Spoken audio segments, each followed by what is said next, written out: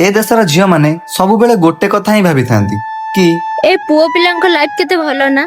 को कथारे टेंशन न थाए सब बेले हसु थांती हेले एमानकु किए बा बुझाइबो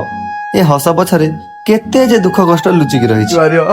अबे सब ठीक जे तू गाड़ी को किन तू कोन लई अरे भाई गाड़ी कथा कहछ एबे भोणी बागटा गला बाबांकर देहटा खराब अछि तो बाबांकर देहटा भलो जाऊ तार टे पैसा बजेट आस्तरु साइकिल ला पे लुचा आ किन आटा पेल दवा एबे ये कोन पई हसुछि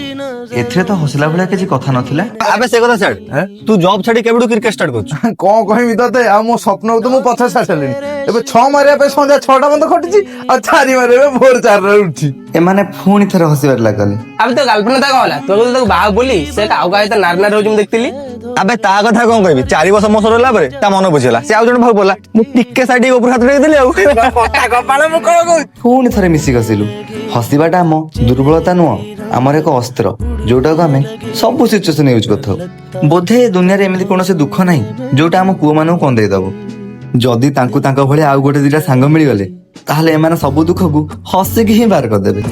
हां ठीक कोन दी झियो माने ए पुओ प्लांग लाइफ केते भलो ना थोड़ा कच्चा है जी।